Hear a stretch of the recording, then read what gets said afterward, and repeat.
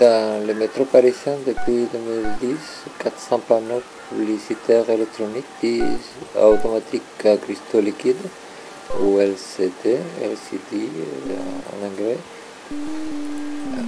ont été installés pour capter le regard des futurs consommateurs. Or, chacun de ces panneaux abrite deux caméras intégrées non signalées et destinées à mesurer l'audience de différentes publicités programmées à partir d'une analyse électronique fine du suivi du regard, procédé Bright Eyes, du comportement, procédé Face Track, du type de personnes grâce à des logiciels déjà commercialisés et opérationnels, conçus par l'entreprise Majority Report, SIC,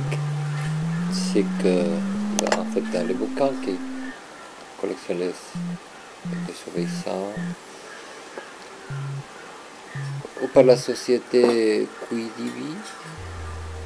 Quividi, et ils font partie d'une panoplie intégrée par CRLEC qui gère la diffusion des contenus publicitaires et la maintenance des écrans pour les clients final Metrobus.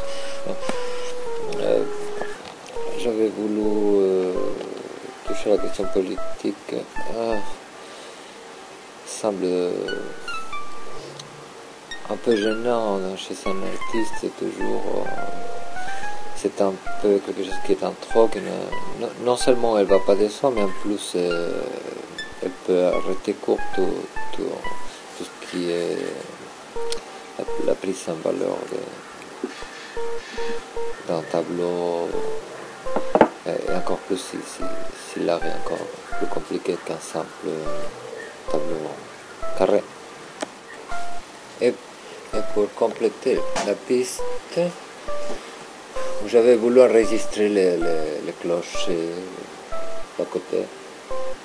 Peut-être on entend un peu. Je pourrais comme ça, tel qu'elle s'est ouverte. Deuxième leçon, page 57, sommaire. C'est les cours de philosophie positive d'Auguste Comte. Ça m'a semblé à propos pour abonder sur ce qui était présenté.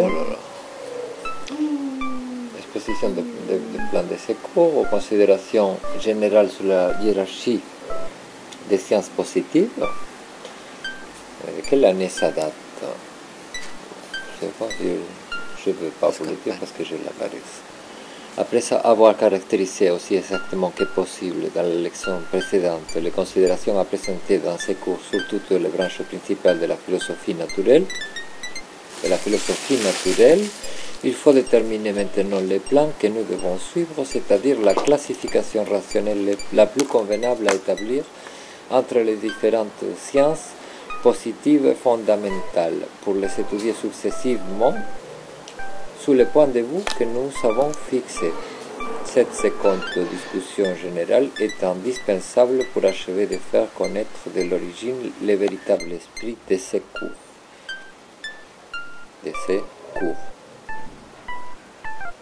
On conçoit aisément d'abord qu'il ne s'agit pas ici de faire la critique malheureusement trop facile des nombreuses classifications qui ont été proposées successivement depuis des siècles pour le système général des connaissances humaines, envisagé dans toute son étendue.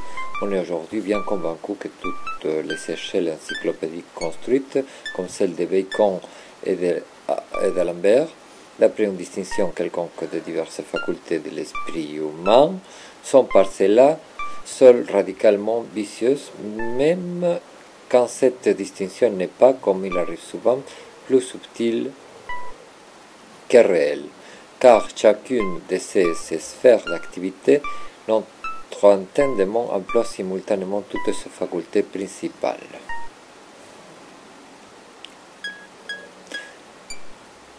On va prendre des pages vers la fin. Voilà. La partie abstraite est la seule qui soit purement instrumentale.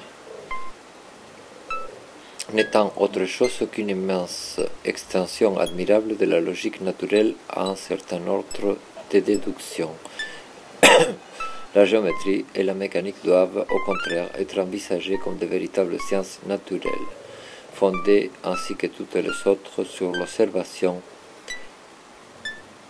quoique, par l'extrême simplicité de leurs phénomènes, elles comportent un degré infiniment plus parfait de systématisation qui a pu quelquefois faire méconnaître le caractère expérimental de leurs premiers principes. Mais ces deux sciences physiques ont cela de particulier